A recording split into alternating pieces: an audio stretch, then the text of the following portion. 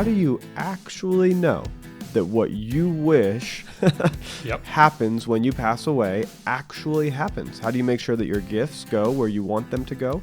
How do you make sure the people that you want to take care of with your finances go where it actually needs to go?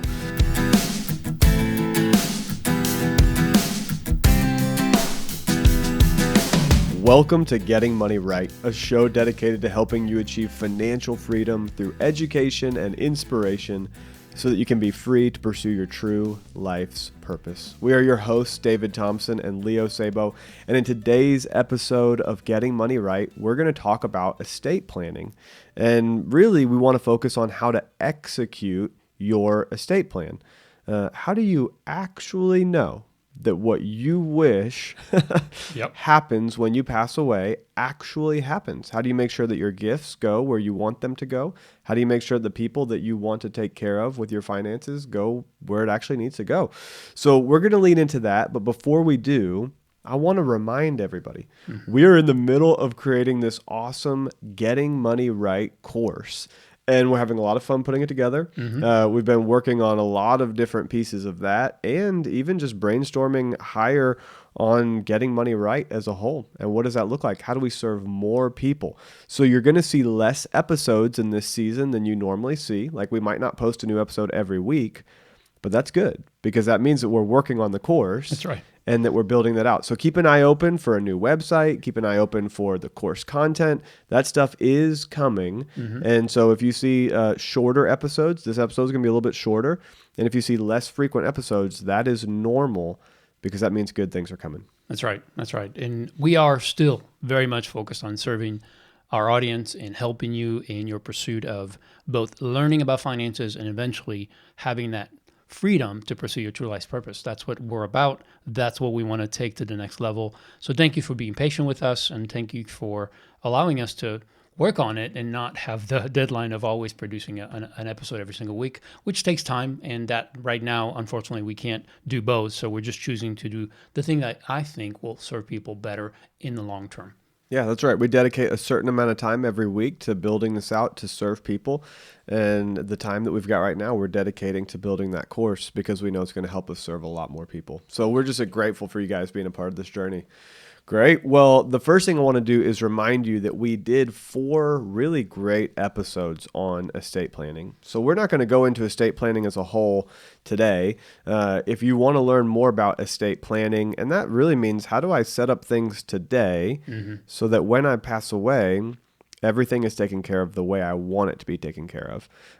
You can look at episode 26 and 27. We talk about what is an estate plan, why you build one, wills, trusts, probate. Episode 27, we talk about living trusts, medical directives, power of attorney, heirs, and expectations. So we go into all of that in episode 26 and 27. We also had an incredible guest in episode 46 and 47. Look how convenient we made that. 26, 27, 46, 47. Yeah, we're just that good. We're just that good. We had an incredible guest named Dawn Prushniak, and she came and shared her real life story, and she wrote a book that's very helpful to walk through this process. So check out those episodes. It'll give you a full understanding. But today, Leo and I were talking actually about, what are the little things that people often forget to do to make sure that their estate plan is really executed appropriately. Yeah, that's good, David. I think one of the things that most people would agree to is that this is not a normal part of our conversation day to day. And it's something that we just don't talk about very often. And it's one areas of life where we procrastinate the most. Honestly, it's because it's one of those plans that it's at the end of our life, and we certainly all hope to live to a ripe old age, that we just think we have more time. And this is something that we can just wait on or just put off. So I do encourage you to do it first and foremost. It's really important that you have an estate plan. It's insurance for your life, because if you do nothing, then your family will have to figure things out. And this is a true story, David. My brother-in-law, Eric, who lives in Indiana, his father passed away sometime last year, I think in the fall. And his father owned 4 properties, among, of course, having other assets, but 4 properties. 1 was in Canada and 3 in 3 different states. So my brother-in-law is the one who's initiating and trying to take care of the estate. Well, he didn't have an estate plan, no will, no trust, nothing. So he has to now deal with 3 probates in 3 different states. and it's going to take at minimum a couple years to settle everything. Wow. So this is what we leave our family to deal with if we do nothing at all. And so it's really important that you think about this. I know it may be new to you. Maybe you've never considered it, especially if you're a younger person, but no one's guaranteed tomorrow. So this is something that you absolutely need to have. It's not something you deal with every day, but it is something that will protect everything you build throughout your life so that when you hand that off to the next generation of whether it's your kids, your grandkids, or charities you're supporting, that it's done well, that it's done efficiently, and it's done as quickly as possible with as little cost as possible. So having said that, again, as David said, we've gone through explaining a lot of that in the episodes he mentioned earlier, but we want to talk about what happens once you actually create the estate plan. How do you make sure that what you created and what you've indicated you want to happen through that plan actually happens? Yeah, well, you've got to think about the estate plan, and I won't go deep into this, but you've got to think of the estate plan almost like a treasure chest or a treasure box that you've got to put things into. Right. And you're going to give that whole box to the successor trustee, the person who's going to manage this trust at the end of your life. You're going to hand them the box. But if you've not put anything into that box, That's right. You're handing them an empty box. Now, if you listen to those episodes 26, 27, 46, and 47, you'll learn why you want to put it into a box, what that helps you avoid taxes-wise, what that helps you to set up for an ease of use, of transitioning your assets. So that's all in those episodes. But I want to remind you, you've got to put stuff into the box. Mm-hmm. And I think this is one of those things that we were talking about this morning that is so clearly... it's low-hanging fruit, but it's something people just forget to do. Mm-hmm. So if you don't put your home property into the box, your home property is still under your personal name. For me, that would be David Thompson. This is the personal residence of David Thompson. What I need to do is get a deed, and you can do a quitclaim deed or a warranty deed, but you have to get a deed and deed that property over into the box. So now the property is owned by the living trust of David Thompson. Right. And then when you hand that box to the successor trustee, the person that's going to manage that estate, then they have it all right there. Mm-hmm. It's easy. It's legal. There's a paper trail that follows that movement of property. So, Leo, anything you want to add to that property? Yeah. So the successor trustee, the reason they're called the successor trustee is that they succeed you. Right. Right. So you are the trustee. If you're married, you and your spouse are co-trustees. And now what happens when you pass away is that responsibility of managing the estate for the purpose of actually closing and executing the estate is given to that successor trustee. Now, most people will choose a family member. It may be an older son, it may be a daughter, or it might be a friend, or even a corporate trustee. But that person's responsibility will be to make sure that all the assets that are within the living trust can be liquidated, so property sold, cars sold, bank accounts closed, life insurance claim brought in, all of that. But this person has all the authority to sign for everything, to make sure every transaction happens. You will not need an attorney to do this because you have that legal authority and right to sign for everything. This is why a living trust is a better option, because that successor trustee is empowered to do anything and everything that's necessary to make sure that that box is completely taken care of, that everything inside of it is liquidated, all your debts are paid, and then all your gifts are made to your family or charities, wherever you're leaving it. That's right. And I remember, you've got to do that with your home property. You've got to do that with your bank accounts if you want your bank accounts to easily be accessible by your successor trustee. That person cannot access your bank accounts unless they have it in the box, or they have to go through a long process of getting the death certificate, reaching out to the bank, telling the bank that you've passed away. The bank has to acknowledge that, then has to give them access. It's a whole separate long process unless you take those bank accounts and put them into the name of the trust. Mm-hmm. Then the bank just says, oh, you're the successor, you're the manager, you're the one that received this trust. Okay, great. Here we go. And they just give direct access. Right. So all of that matters. It's what makes this process really simple, but it's why you plan ahead. So first and foremost, you have to fill the box. You have to fill the trust. Cash accounts, property deeds, cars potentially. Yeah, any vehicle. It could be RVs, motorcycles, anything that has a title. Yep. And then retirement accounts, you can set up the beneficiary to be the living trust. You can also do this with insurance as well. The beneficiary of an insurance payout could be the living trust. Right. Now, there are a few cases where you might actually choose to have it go directly to someone. But overall, the living trust is set up there intentionally, and you're going to have all of the data and information around that of exactly how you want that to be executed. So it's a great place to put that money so that the successor can just manage it. Yeah, the only caveat here would be if you and your spouse are alive and one of you passes away and both of you have life insurance, then obviously you would want to make your spouse the first beneficiary. The first beneficiary. The second then would be the trust, so that if both of you pass away, then the trust gets paid the life insurance policy amounts. So that's the only time that you would not want to put it directly into the trust. You'd want to make your spouse first, but then the trust should be somewhere, second or third, depending on how you do it. The other reason you want to do it this way is that you want to make sure that someone is in charge of making sure that that policy pays out. Right. And if it's not included in your trust, if it's not part of the list of assets, then your successor trustee technically has no reason, well, maybe has no obligation, I should say, to go after it. And they may not even be aware of it. So it's important that you include it and that you make the trust the beneficiary of it. That's great. Well, first and foremost, we talked about getting your estate plan funded. The next thing is to make sure that your plan is actually then executed according to your wishes. And this starts with choosing a successor. This starts with choosing somebody who will receive the box, the living trust.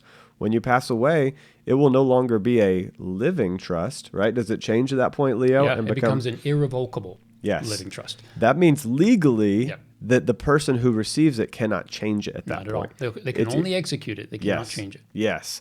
So when you're alive, it is a living trust, and you can change it however you want because you're the trustee. It's actually a revocable living trust, which means you can revoke or amend it. That's really what that's why it's such a great document, because if something happens and you want to add a beneficiary, let's say, then you can do that at any time while you're alive. You can make any changes as often as you need to make those changes. However, your successor trustee does not have the same ability. They can execute your estate, but they cannot change it because it's irrevocable at that point. So you want to choose somebody that you know you can trust. You want to choose somebody who has a high degree of integrity. You want to choose somebody who will take it seriously and will really honor the responsibility of executing your wishes. And it's funny because sometimes it's a family member, sometimes it's not. Sometimes it's a close friend, sometimes it's a family member, sometimes it's a third party entity that has a legal obligation, like a professional, a CPA, an attorney. Now, when you do that, you have to pay CPA hourly rates, attorney hourly rates. So you have to think, there are some banks that do this, not very many anymore, but they would charge a certain amount to execute the trust. Yeah, sometimes it's a percentage of the estate. Right. So be aware that when you choose a successor trustee, you're actually giving them a lot of work to do because they have to now read through all the documents, follow up, and make sure that the finances are executed appropriately. It depends on the size of your estate and what all you have happening, but you're giving them some work to do. So you got to choose somebody that you trust to do work on your behalf when you're gone that will do it with integrity. I highly recommend compensating that person. Actually, there's language built into the trust where the person can reasonably reimburse themselves for whatever costs there are. That's built into the language because everybody understands that this person has to take time off work potentially, maybe fly somewhere to handle some of the assets. So it's reasonable this person's going to have expenses, and those expenses should come from the estate. But there's a difference between leaving a gift or just knowing that they can reimburse themselves. The important thing here is to educate the successor trustee. Yes. Right? We want to make sure that the first time the successor trustee sees our trust is not after we're gone. That somehow prior to that, we sit down with them, maybe invite them to dinner one day, and after dinner you sit down, you open up that document, the living trust document, you read through the first few pages, help them understand where the list of assets are, help them understand their responsibility, help them understand that should they have expenses, that whatever is reasonable for them to reimburse themselves or the cost of, let's say they have to put in 30 hours of work to settle your estate. Well, maybe it's at $75 an hour and they can reimburse themselves for that. So it's okay. Let them know this is something you expect them to do. You would not be disappointed if they did. In fact, you would be so disappointed if they did it for nothing, because that would be a burden to them. So just let them know that that's their ability to do it. The other thing is, as you sit down with them and help them to see it, they'll understand their role better, because they'll understand what they need to do, how they need to do it. And also, as far as keeping records, depending on who you have as beneficiaries, you might have an organization you want to support. Maybe it's your church, maybe it's a mission organization. And let's say your family, who you are also leaving a portion of your estate to, they may not agree with your choice. Your successor trustee needs to understand they're not there to please the beneficiaries. They're there to execute your trust. So if you decide to give a portion of your estate to your church or to a ministry, it really doesn't matter what your family feels about that. You want to make sure that your wishes are taken care of, that trust is executed based on your desires. It doesn't matter whether your family likes it or not. And you want to make sure that your successor trustee keeps good records, because if anyone in their family decides to contest the living trust, in other words, they may not agree with something and they want to contest it and say, well, I think my parents were coerced into giving to the church or coerced into giving to this organization.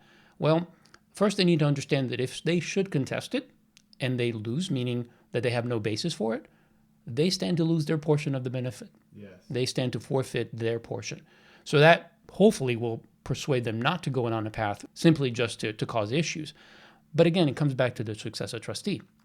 If they keep good records, if they communicate those desires that you have to the beneficiaries, then there wouldn't be any problem. Everything's going to be settled and your estate will be executed in the way you want it to be executed. And that's really important. You need to equip and educate this person so that they know how to act out when it's time to act. That's right. I remember having somebody ask me to be their successor trustee, the person that would manage the trust at the end of it. And we didn't have any relationship. This person just knew I was a good money manager, and they came and said, hey, I looked at my family, nobody I'm choosing there. I looked at my friends, nobody I'm choosing there. And so they said, I trust you. Would you manage this? And I don't have a lot of relational equity with them. So I didn't have an emotional reason to help them. Now, I mean, like, I love to serve people. So, of course, I want to serve people. But that's a big ask. Yes, it is. Like, I was looking at the person's assets thinking, you're giving me probably over 100 hours of work when you pass away. Mm-hmm. And I said, if you want me to do this, you need to compensate me, like, not just like, oh, here's $10 an hour, or here's $1,000 as a thank you. I'm like, you're going to have to really recognize that you're asking me to do a lot of work to honor your wishes and your family and your friends and the charities that you want to give to. Mm-hmm. And if I were to do that well, I would have to dedicate an extended period of time, and we would have to get to know each other better, because I would have to actually know your wishes and your wants. Right. And I was looking at their estate and I said, you can afford to pay somebody, because they wanted me to do it. And I said, but it's going to be a pretty high dollar amount, because this is a big deal. I want to encourage you. If that happens and you're looking for a third party, be generous with that person. And I know it sounds a little self-serving in this situation, but I'm saying you want that person to be happy to work for you, because they're executing your wishes. You want them to think of you fondly. You want them to be excited to work on it. You don't want them to be miserable as they're like, oh, now I have to go to the bank and talk to the bank about this. And now I've got to go over here and write a check for $30,000 to this charity. And now I've got to go over here and make sure that, the kids get $100,000. Like, you don't want them grumbling as they do it. You want this to be really a celebration of your life. So if you're struggling financially and it's not, within your means to do a big dollar amount, then find another way to relationally compensate this person, or make sure that there's a trust that's built there.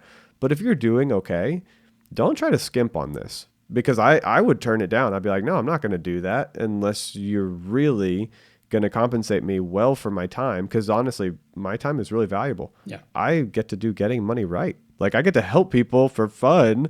Like, I'm not going to do something that's miserable with my time unless I'm compensated really well. And I'm not saying it's miserable. I'm just saying you have to be aware that you're asking them to do work. Right. And that's why the language is built into the trust that the person can pay themselves for that. Not just reimburse, but actually pay themselves a certain amount. And that has to be reasonable. So I think it's a worthwhile conversation to have.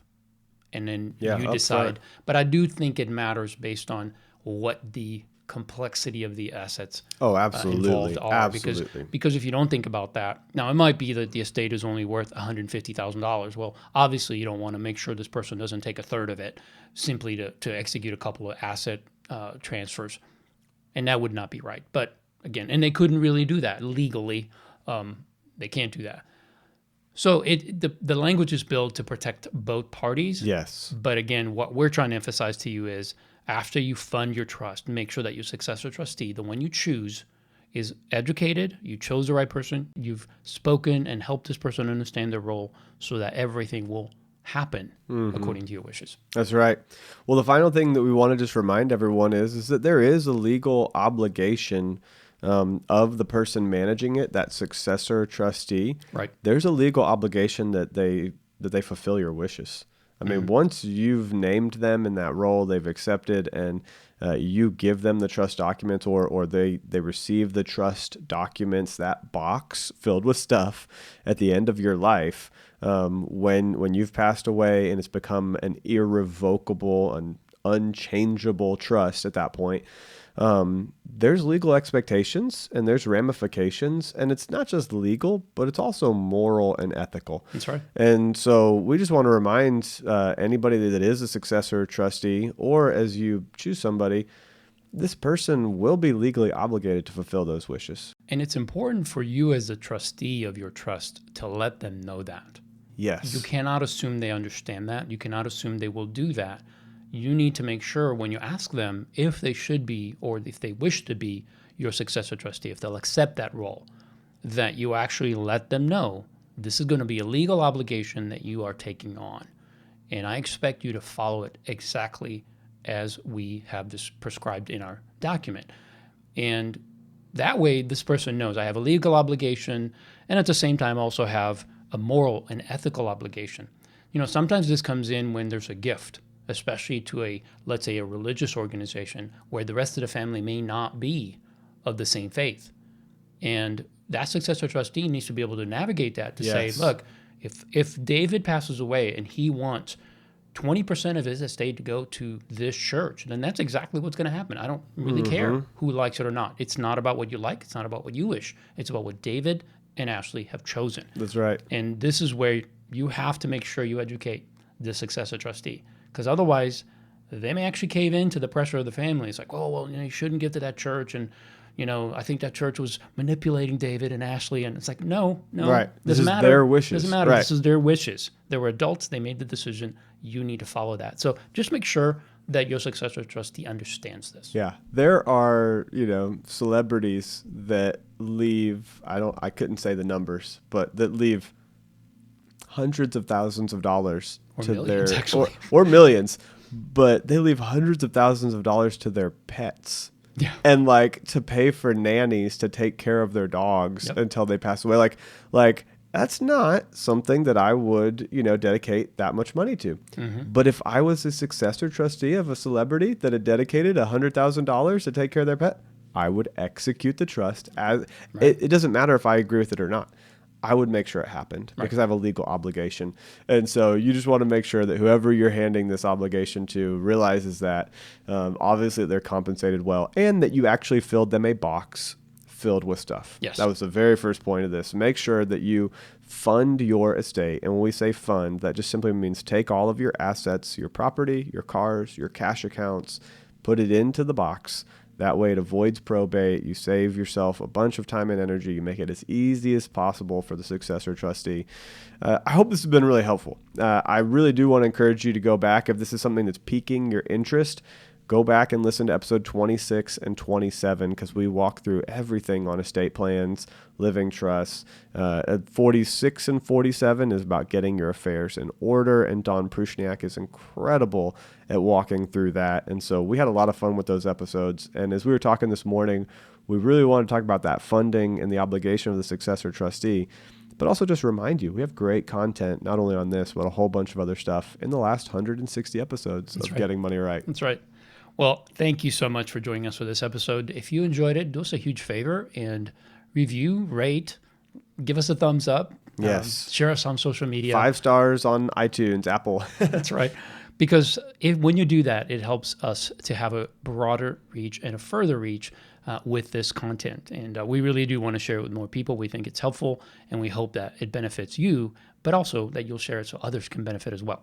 So you can find the show notes to this podcast and additional podcasts, obviously, on leosabo.com, where you'll also find some resources that you can use. They're free resources for you to learn and use for managing your money better, get out of debt, all kinds of tools that you can use.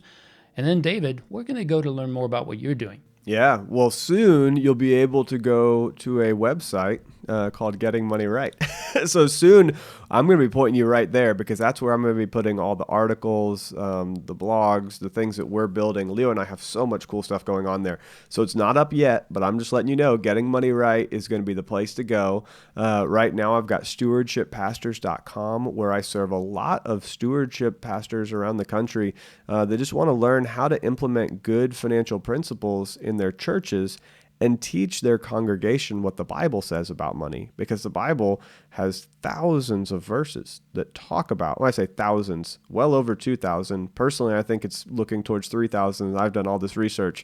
So well over 2,000 verses that talk about money. And I want to help pastors that have a strong belief to share with their congregation what the Bible says about how to be a good manager. And it's not just money, it's a whole bunch of other stuff. So stewardshippastors.com, and I love working with Leo and pulling stuff from leosabo.com. So hang out with Leo, hang out with me, and I'm so grateful for you guys spending time with us. We look forward to having you join us next time. So together, we can keep getting money right.